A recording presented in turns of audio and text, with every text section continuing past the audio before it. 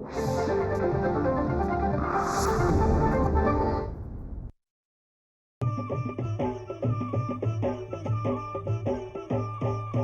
काळी आई धनधान्य देई, ही काळी आई धनधान्य देई. जोडते मनाची नाती आमची माती, आमची माणसं, आमची माती, आमची माणसं, आमची माती, आमची माणसं, आमची माती, आमची माणसं, आमची माती, आमची माणसं.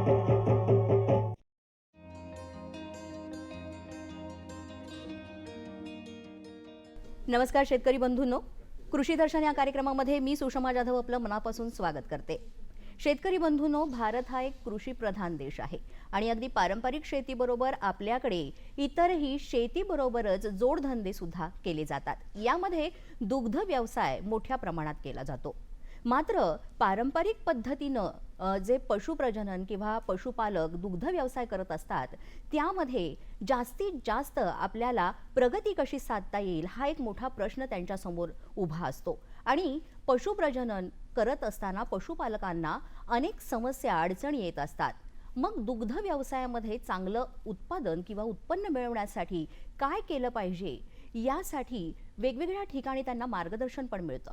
मात्र आदर्श पशुप्रजननातून शाश्वत दुग्ध व्यवसाय कसा केला पाहिजे हे जर पशुपालकांना समजलं तर निश्चितच त्यांची प्रगती अगदी छानपणे साधली जाईल. आणि म्हणूनच आज आपल्या कृषी दर्शन कार्यक्रमामध्ये आपण आदर्श पशुप्रजननातून शाश्वत दुग्ध व्यवसाय या विषयावर जाणून घेणार आहोत. आणि यासाठी आज आपण स्टुडिओमध्ये निमंत्रित केलेलं आहे मुंबई पशुवैद्यकीय महाविद्यालय मुंबईच्या पशुप्रजनन आणि प्रसूतीशास्त्र विभागाचे सहाय्यक प्राध्यापक डॉक्टर संदीप गायकवाड सर यांना. सर नमस्कार. नमस्कार. कृषी दर्शन कार्यक्रमामध्ये आपलं मनापासून स्वागत. धन्यवाद. सर, गाई म्हशींमधील जे प्रजनन आहे ते कसं होतं, म्हणजे कारण बरेच प्रश्न असतात पशुपालकांना किंवा समस्या असतात, पण हा एक महत्त्वाचा पहिलाच प्रश्न आहे की गाई म्हशींमधलं जे प्रजनन आहे त्याची सुरुवात कशी होते. आता वास्तविक पाहता पशुपालक जो आहे तो पशुपालक हा दुग्ध व्यवसायासाठी किंवा दूध उत्पादन मिळवण्यासाठी तो पशु व्यवसाय करत असतो किंवा जनावरे पाळत असतो आपला शेतकरी. परंतु हे करत असताना ह्या दोन गोष्टी आपल्या लक्षात घेतल्या पाहिजेत की दूध उत्पादन असेल किंवा प्रजनन प्रक्रिया असेल, ह्या दोन्ही गोष्टी आपल्या त्या पशुधनासाठी अत्यावश्यक प्रक्रियेमध्ये येत नाहीत. त्या झाल्या किंवा नाही झाल्या तरी त्या गाईला किंवा म्हशीला फारसा फरक पडत नाही, परंतु आपल्या पशुपालकाला फरक पडतो.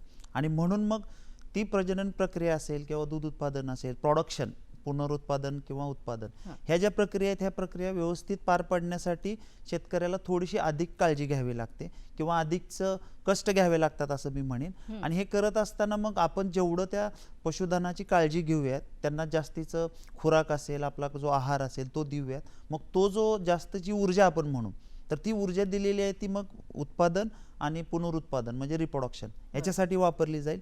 आणि मग प्रजननाची सुरुवात होत असताना हे ज्यावेळेस आपण अधिकची ऊर्जा देतोय मग प्रजनन त्या गायीमध्ये किंवा म्हशीमध्येची सुरुवात होते. आणि मग प्रजनन झाल्यानंतर मग कालवडीमधलं जे असतील त्यांच्यामधलं प्रजनन थोडंसं वेगळं आहे आणि ज्या दुभत्या गायी आहेत त्याच्यामध्ये प्रजनन वेगळं आहे. कारण आणि त्याच्यासाठी आपल्याला जे काही त्यांचं व्यवस्थापन करायचं आहे, आहाराचं व्यवस्थापन करायचं आहे आणि ह्याच्या सगळ्या गोष्टी आहेत, ह्या गोष्टींचा शास्त्रीय दृष्टिकोनातून विचार करावा लागणार आहे. आणि हा विचार केल्यानंतर मग मात्र हे प्रजनन आणि उत्पादन, कारण ह्या दोन्ही गोष्टी एकाच रथाची दोन चाक आहेत. आपल्याला उत्पादन जास्त पाहिजे असेल तर प्रजनन पण तेवढ्याच चांगल्या पद्धतीने होणं अपेक्षित आहे. आणि ते घडवून आणण्यासाठी आपल्याला थोडीशी काळजी घ्यावी लागणार आहे, त्याच्याकडे अधिकचं लक्ष द्यावं लागणार आहे. आणि हे देत असताना मग सायन्सचा किंवा शास्त्राचा उपयोग निश्चितपणे आपल्याला तिथं करावा लागेल. आणि मग ही प्रजननाची सुरुवात झाल्यानंतर मग गाई माझाची लक्षणं दाखवणं, आपण तिला मग कृत्रिम रेतन करून घेतो, ती गाभण राहते आणि गाभण जाऊन विल्यानंतरच मग आपल्याला दूध उत्पादन त्याच्याकडून मिळते. तर मग हे सगळं करत असताना महत्त्वाचा मुद्दा हा आहे की गाईला प्रजनन आणि उत्पादन पाहिजे असेल तर आपल्याला अधिकची ऊर्जा आणि तिचं अधिकची काळजी म्हणजे व्यवस्थापन आणि संगोपन ह्या दोन्ही गोष्टींना आपल्याला लक्ष द्यावं लागणार आहे. तर एकूणच जर आपण आत्ताचं वास्तव पाहिलं आणि आदर्श पशुप्रजनन यातला जर आपण फरक जाणायचा झाला तर मग तो कसा आपण जाणून घ्यायचा? आदर्श गोष्टी ह्या वास्तवात कधीच नसतात आणि त्याच्यामुळे काय होतं की जे आपण टार्गेट्स ठेवलेले आहेत पशुप्रजननाविषयीचे, म्हणजे प्राथमिक वास्तव जे आहे त्या प्राथमिक वास्तवामध्ये असं शास्त्रीय दृष्टिकोनातून बघितलं तर, कारण प्रत्येक गोष्ट आपण शास्त्रीय दृष्टिकोनातून बघणार आहे आणि शास्त्रीय दृष्टिकोनातून बघितल्यानंतर किंवा ती केल्यानंतर मगच आपल्याला त्याचे फायदे आणि तोटे आपल्या लक्षात येणार आहेत. मग असं करत असताना ज्यावेळेस शास्त्रीय दृष्टिकोनातून बघतोय तर प्राथमिक वास्तव काय, थोडक्यात प्रजननाचा जर आपण विचार केला तर आपल्याकडच्या ज्या काही देशी गायी आहेत किंवा संकरित गायी आहेत, कारण आपला पशुपालक जो आहे देशी आणि संकरित गायींचा जास्त आणि बफॅलो म्हैसवर्गीय प्राणी पण तो पाळतो. मग अशा पद्धतीने यांच्यामध्ये जे काही प्राथमिक वास्तव प्रजननाशी रिलेटेड किंवा निगडीत आहे ते आहे की त्यांचा वयात येण्याचा कालावधी आहे. आपली देशी गाय असेल तर साधारणपणे 18 ते 2 वर्षामध्ये आपली ती गाय माझावर आली पाहिजे, वयात आली पाहिजे, तिचं प्रजनन प्रक्रिया सुरू झाली पाहिजे.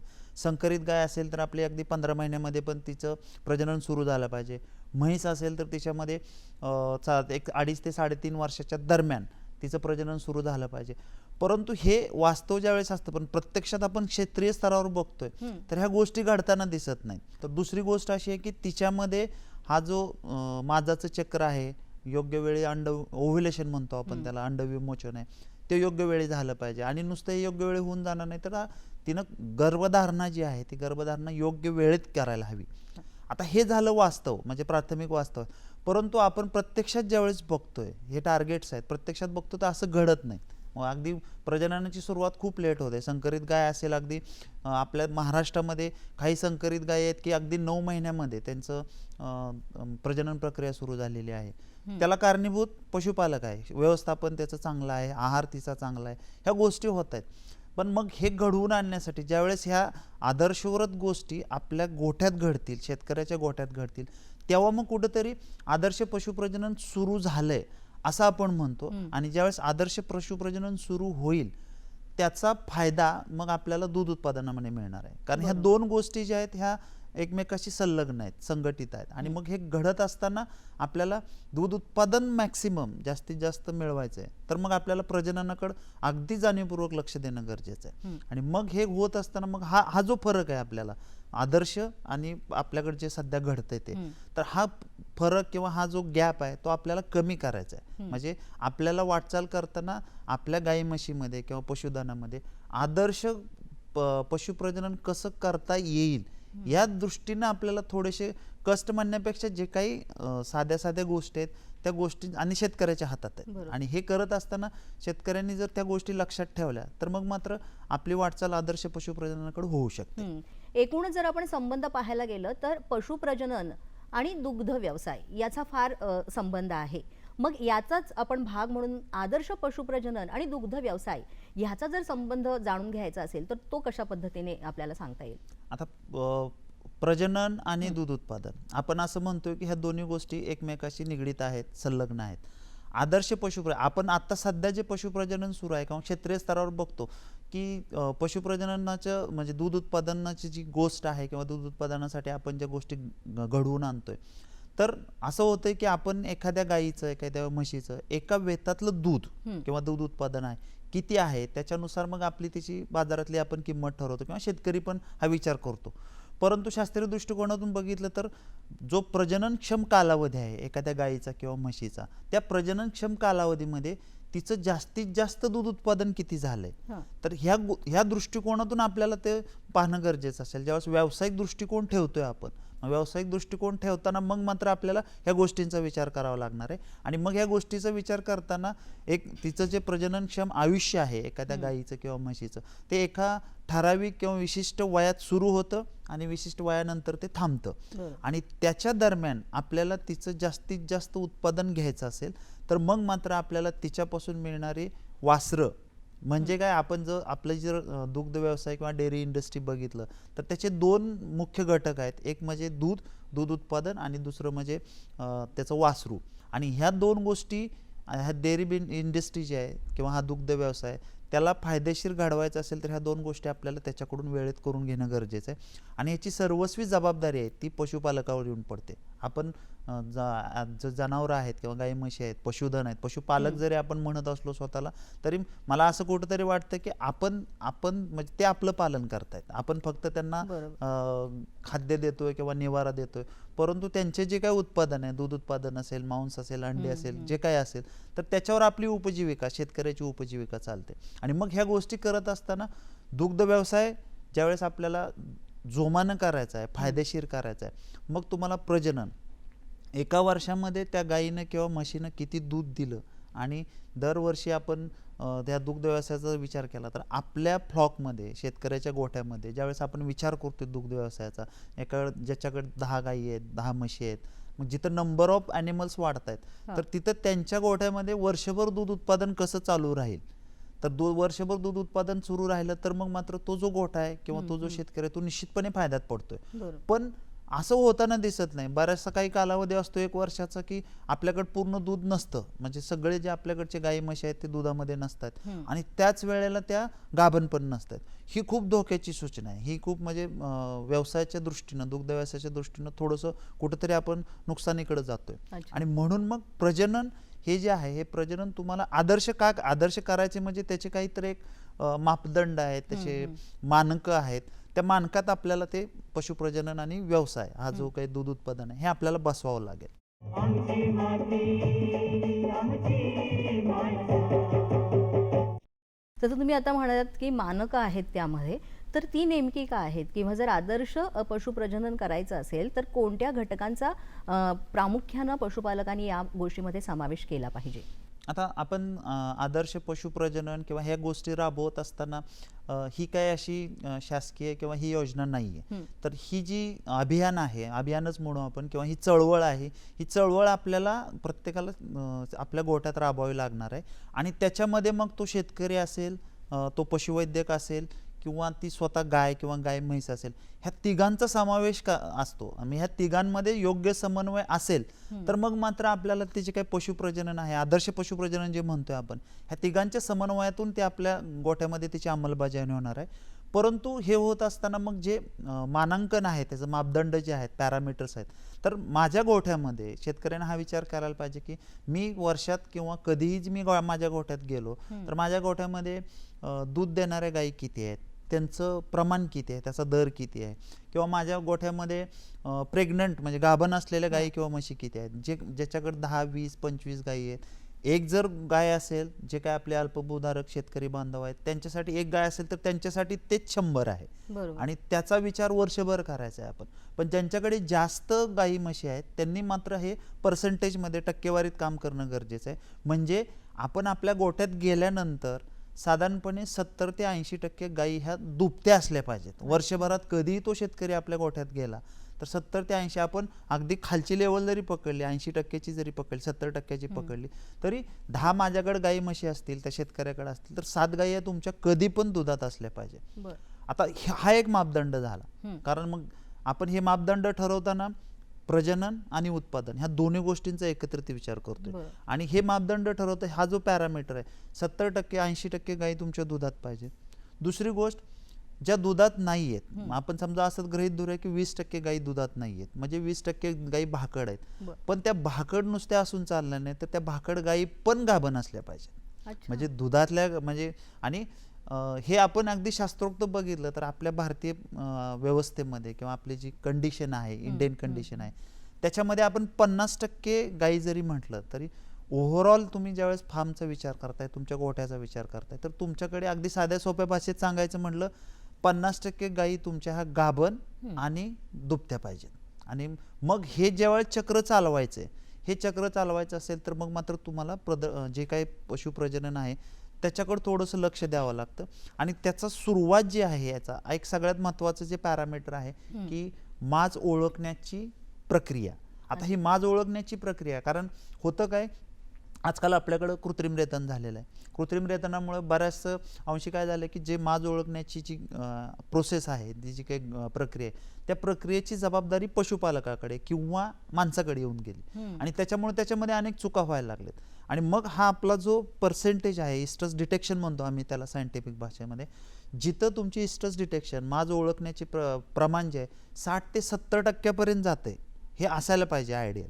पण आपल्या इकडं बऱ्याच अंशी काय होतं, ही जी प्रक्रिया आहे की माझाची लक्षणं ओळखता न येणं किंवा त्या गायीने किंवा म्हशीनं मुकामाज दाखवणं, अशा वेळेस ह्या गोष्टी निघून म्हणजे अननोटिस्ड जातात, लक्षात येत नाहीत. आणि मग ह्याचा परिणाम काय होतोय की तुमचं 2 वेतातलं अंतर वाढते. बरोबर. मग जो एक मापदंड आहे, जो एक पॅरामीटर आहे आपल्या प्रोडक्शन आणि रिप्रोडक्शनचा, मग त्यातला एक आहे की 2 वेतातलं अंतर. 2 वेतातलं अंतर आपण म्हणतोय की आयडियली 1 वर्ष असायला पाहिजे. 1 वर्ष 1 वेत ही संकल्पना आपल्या गोट्यात राबवली गेली पाहिजे.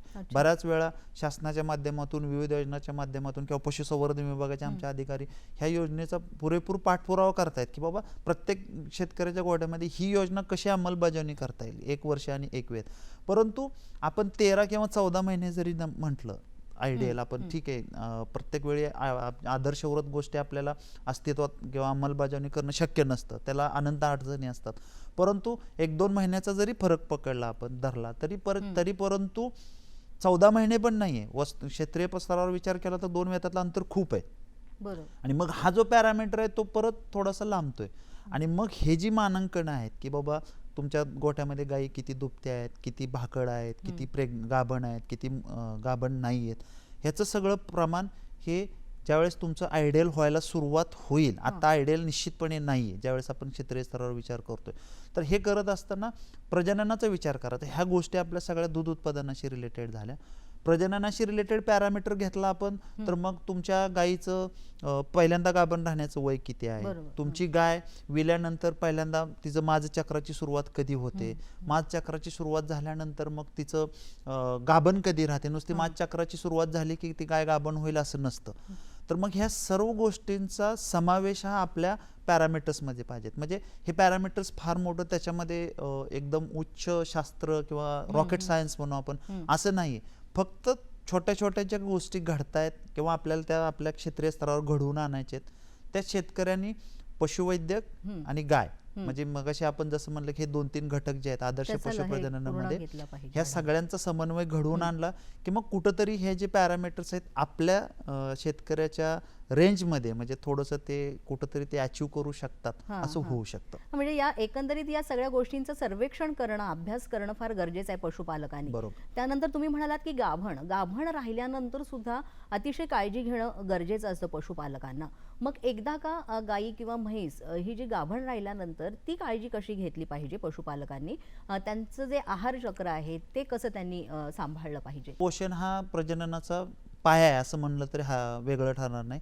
आणि मग हे सगळं झाल्यानंतर ज्यावेळेस आपण गाय गाभण करतो किंवा गाभण गाय होते तर सुरुवातीचे काही दिवस म्हणजे ज्यावेळेस आपल्याला कन्फर्म कळतं की गाय गाभण आहे, क्षेत्रीय स्तरावर बरेचसे पशुवैद्यक असे आमचे आहेत की 45 दिवसामध्ये ती गाय किंवा म्हैस गाभण आहे किंवा नाही सांगतात किंवा 2 महिन्यामध्ये कळतं, कन्फर्म होतं की बाबा निदान पक्क झालं की गाय गाभण किंवा आहे. ती गाभण झाल्यानंतर मग तिची काळजी घेत असताना हा मधला जो गॅप आहे 2-3 महिने 6 महिने तर तिचं खाद्य आहे ते तुम्हाला खाद्य वाढवत राहावं लागतं. परंतु ज्यावेळेस गाय भाकड करतोय आपण म्हणजे दूध आटवतोय तिचं शेवटच्या 60 दिवसामध्ये आपण जनरली ह्या गोष्टी करतो, तर तिथून पुढे तिची काळजी घेणं गरजेचं आहे. आणि विशेषतः संक्रमण कालावधी ट्रान्झिशन पिरियड म्हणतोय आपण त्याला शास्त्रीय दृष्टिकोनातून. मग ह्या पिरियडमध्ये काय होते तर तो जो कालावधी आहे साधारणपणे विण्यापूर्वीचे 21 दिवस आणि विल्यानंतरचे 21 दिवस ह्या दरम्यान काय होते की तिच्या शरीरामध्ये जे बदल होत आहेत की गाभण असलेली गाय किंवा म्हैस हिची डिलिव्हरी झाल्यानंतर ती गाभण नसते, म्हणजे प्रेग्नंट आणि नॉन प्रेग्नंट. हां, तर ह्या स्टेजमध्ये हे ट्रान्झिशन आहे, हा संक्रमण आहे. आणि ह्या संक्रमण कालावधीमध्ये तिच्या शरीरामध्ये ते खूप म्हणजे फिजिओलॉजिकल चेंजेस होत असतात. आणि ह्या गोष्टी होत असताना अगदी तिला जी लागणारी ऊर्जा आहे, तिला लागणारी जे काही आहार आहे, पोषण आहे, ह्याचं अगदी जाणीवपूर्वक शेतकऱ्यांना काळजी घेणं गरजेचं आहे. आणि क्षेत्रीय स्तरावर होतं काय की दूध ज्यावेळेस आपण कमी करतोय, शेतकरी तिचं खुराक जे आहे किंवा तिचा जो चारा आहे कुठंतरी कमी करतोय आणि नेमकं त्याच वेळेस तिला गरज असते किंवा तिच्या जे गर्भाशयात वासरू वाढत असतं त्या वासराच्या वाढीसाठी त्या पोषणाची गरज असते, आवश्यक असते. आणि मग वासरू तिची वाढ होतच असते आणि ते तिचे जेवढं काही रिक्वायरमेंट आहे पोषण ते त्याच्या आईकडून घेतं. आणि जर आपण तिला जर जास्त एनर्जी किंवा ते रिक्वायरमेंट आपण सप्लाय नाही केले तर मग मात्र तिच्या शरीरातलं आम्ही त्याला मोबिलायझेशन म्हणतो, तिच्या शरीरातली जी अधिकची ऊर्जा आहे किंवा जे काही सोर्सेस आहेत ते वासरासाठी वापरले जातात आणि मग एनर्जीचा ऊर्जेचा जो समतोल आहे तो कुठेतरी बिघडतो. म्हणजे मग शास्त्रीय भाषेत आम्ही निगेटिव्ह एनर्जी बॅलन्स असं म्हणतो आणि निगेटिव्ह एनर्जी बॅलन्समध्ये जाते ती गाय किंवा म्हैस बरं. आणि तिचा डायरेक्ट परिणाम जो आहे तो तुझ्या उत्पादनावर आणि प्रसूती पश्चात जो काही आपण प्रजनन म्हणतो त्याच्यावर होत असतो. आणि म्हणून ह्या कालावधीमध्ये तिची काळजी आणि तिचं आहार आणि व्यवस्थापन ह्याच्यावर खूप आपल्याला भर द्यावा लागणार आहे. आमची माती आमची माणसं. आदर्श पशुप्रजनन करीत असताना म्हणजे दुग्ध व्यवसाय, शाश्वत दुग्ध व्यवसाय वाढीस यावा यासाठी आदर्श पशुप्रजनन आपण करतो. पण यावेळेस पण बऱ्याचशा समस्या अडचणी येत असतात शेतकऱ्यांना. आता तुम्ही काही सांगितल्यात, पण मग अशा वेळेस पशुपालकांनी काय केलं पाहिजे? आदर्श पशुप्रजनन करत असताना किंवा त्याच्याकडे आपल्याला वाटचाल करत असताना सर्वात मोठी जी समस्या आहे ते वंध्यत्व आहे. म्हणजे आणि वंध्यत्व म्हणजे काय केलं तर मग वंध्यत्व शास्त्रीय दृष्टिकोनातून वंध्यत्वाचा विचार केला तर आम्ही असं म्हणतो की ज्या 1 वर्ष 1 वेत ही संकल्पना जिथं नाहीये तर तिथं वंध्यत्वाचा प्रॉब्लेम आहे असं आपण म्हणतो. शास्त्रीय दृष्टिकोनातून हे म्हणणं गरजेचं आहे. आणि मग वंध्यत्व ही जी समस्या आहे मग त्याच्यामध्ये बऱ्याच वेळेस गायी माज न दाखवणं, विल्यानंतर गायी माज न दाखवणं किंवा वारंवार तिचं कृत्रिम रेतन करून तिची गर्भधारणा न होणं, ह्या समस्या अगदी शेतकऱ्यांना भेडसावत आहेत. परंतु आणि ह्या समस्यांनुसार होतं काय, हे ज्यावेळेस समस्या येतात त्यावेळेस अल्टिमेट रिझल्ट काय होतोय की तुमचं 2 वेतातलं अंतर जे आहे ते 2 वेतातलं अंतर वाढतंय आणि शेतकऱ्याचं आर्थिक नुकसान होतंय. म्हणजे आदर्श पशुप्रजनन करत असताना सगळ्यात मोठं आव्हान किंवा समस्या आपण पशुपालकांसमोर कोणती असेल तर ते वंध्यत्व निवारण आहे. आणि मग वंध्यत्व निवारणातला जो बऱ्यापैकी भाग जो आहे तो शेतकरी स्वतः कंट्रोल करू शकतो, त्याचं व्यवस्थापन करू शकतो. आणि मग जिथं शेतकऱ्याला शक्य नाहीये तिथं मग तज्ञ पशुवैद्यकाचा सल्ला तुम्हाला घ्यावा लागणार. काही वंध्यत्वाशी निगडीत समस्या असतात की तिथं तुम्हाला तज्ञ पशुवैद्यकच लागतो. आणि विशेषतः तुम्ही आहार आणि व्यवस्थापन तिचं जर व्यवस्थित असेल तर ह्या समस्या फार कमी होऊ शकतात. एकदा का गाय म्हणजे दूध द्यायला सुरुवात करते गाय किंवा म्हैस, तर त्याच्यानंतर सुद्धा जास्तीत जास्त दूध उत्पादन घेण्यासाठी पशुपालक अगदी वेगवेगळ्या गोष्टी करत असतात. तर मग आदर्श पशुप्रजननातून शाश्वत आणि जास्तीत जास्त दुग्ध उत्पादन घेण्यासाठी काय केलं पाहिजे? गाय किंवा म्हैस जी आहे दूध देण्याची जी क्षमता असते ती आनुवंशिक असते. आणि मग ह्या अनुवंशिकतेतून कसं असतं की एखादी आणि अनुवंशिकतेची एखाद्या गायीची किंवा म्हशीची क्षमता समजा आपण 15 लिटर दूध देण्याची आहे, पण शेतकऱ्याच्या दारात ती 15 लिटर दूध देत नाही, ती कुठेतरी 10 किंवा 11 लिटर दूध देते. मग थोडंसं आहार व्यवस्थापन केलं आपण किंवा तिचं काळजी घेतली, संगोपन व्यवस्थित केलं तर 1 ते 2 लिटरचा फरक पडू शकतो. तरी पण जी अनुवंशिकता आहे तिथपर्यंत आपण पोहोचत नाही.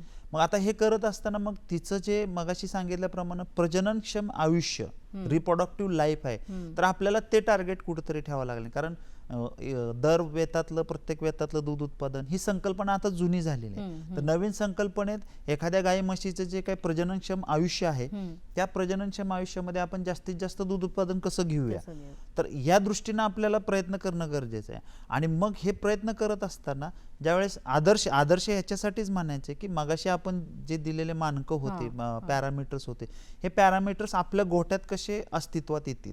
आणि हे गोट्यात अस्तित्वात आणण्यासाठी मग आपल्याला जे काही ध्येय धोरणांचा विचार करायचा आहे, जे काही टार्गेट्स ठेवायचे आहेत किंवा स्ट्रॅटेजीज ज्या ठरवायच्या आहेत त्या स्ट्रॅटेजीज वेगवेगळ्या आहेत. आता वेगवेगळ्या म्हणण्यापेक्षा कसं बऱ्याचशा स्ट्रॅटेजी ज्या आहेत जे तुम्ही शेतकरी आपण त्याच्या व्यवस्थेवर करू शकतो. बरोबर.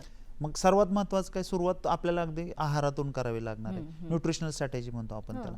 त्याचं जे पोषण जे आहे ते पोषण मग अगदी मग त्याला संतुलित आहार असेल, मग तिचे जी काही वय आहे किंवा गाभण कालावधी आहे, मग सुरुवातीचा गाभण काल असेल, नंतरचा असेल, तर हे वेगवेगळे जे स्टेजेस आहेत आपण त्याला फिजिओलॉजिकल स्टेजेस म्हणतो.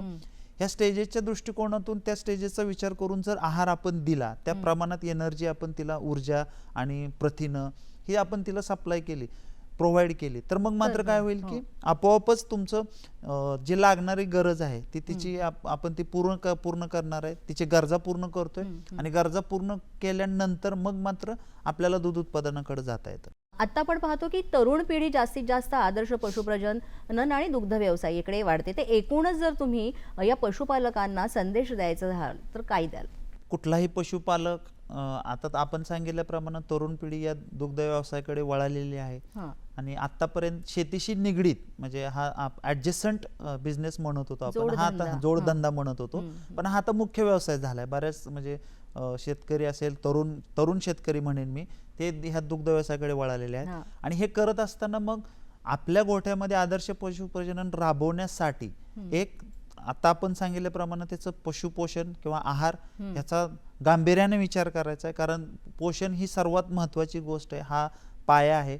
आणि त्याच्यानंतर जे काही आधुनिक तंत्रज्ञान आहे, मग जसं की एम्ब्रिओ ट्रान्सफर आहे, म्हणजे भ्रूण प्रत्यारोपण आहे, किंवा माजाचं सहनियंत्रण आम्ही इष्ट सिंक्रोनायझेशन म्हणतो. आता भ्रूण प्रत्यारोपण थोडंसं खर्चिक आहे, मान्य आहे, परंतु त्याचे रिझल्ट पण खूप चांगले आहे. पण इष्ट सिंक्रोनायझेशन किंवा माजाचं जे सहनियंत्रण आहे, हे अशा प्रकारची जी काही तंत्रज्ञान आहे, ह्या तंत्रज्ञानाचा वापर गोठ्यात अवश्य करावा. तर ऑफकोर्स तज्ज्ञ पशुवैद्यकाच्या सहाय्यानेच करायचा, किंवा तंत्रज्ञानाचे जर रिझल्ट तुम्हाला पाहिजे असतील तर त्याची योग्य अंमलबजावणी पण होणं गरजेचं आहे. आणि मग ही तंत्रज्ञान नवीन तंत्रज्ञान आहे, ते आपण निश्चितपणे वापरली पाहिजेत आपल्या गोठ्यात. आणि या तंत्रज्ञानाबरोबरच जे काही अपडेट्स म्हणजे जे काही अद्ययावत घडामोडी घडतायत आणि त्या ज्या घडामोडी आपण आपल्या गोठ्यात वापरू शकतो, त्याची अंमलबजावणी करू शकतो, तर हे वापरलं तर मला वाटतं की आदर्श पशुप्रजनन आणि दुग्ध व्यवसाय शाश्वत होईल. म्हणजे तुमच्या गोठ्यामध्ये वर्षभर दूध निश्चितपणे राहू शकतं. तर मंडळी, अशा पद्धतीनं सरांनी सांगितलं त्या पद्धतीने आपण जर संपूर्ण व्यवस्थापन व्यवस्थित केलं आणि आदर्श पशुप्रजननातून आपल्याला जर शाश्वत दुग्ध व्यवसाय करायचा असेल, वर्षभर दूध हवं असेल, त्यातून आपल्याला उत्पन्न घ्यायचं असेल, तर सरांनी सांगितल्याप्रमाणे असे जे उपाययोजना आहेत त्या करणं गरजेचं आहे आणि त्याला आधुनिक तंत्रज्ञानाची जोड देणं फार आवश्यक आहे. अर्थातच या सगळ्या गोष्टी ज्या आहेत त्या पशुपालकांनी अगदी वैद्यकीय जे तंत्रज्ञ आहेत त्यांच्याकडनंच त्या करून घ्याव्यात, त्यांच्या सल्ल्याने करून घ्याव्यात, त्यामुळे त्यांना जास्तीत जास्त फायदा होईल. सर, तुम्ही आज इथे आलात आणि एवढं मोलाचं मार्गदर्शन केलं त्याबद्दल दूरदर्शनच्या सह्याद्री वाहिनीतर्फे तुमचे मनापासून आभार. धन्यवाद. धन्यवाद.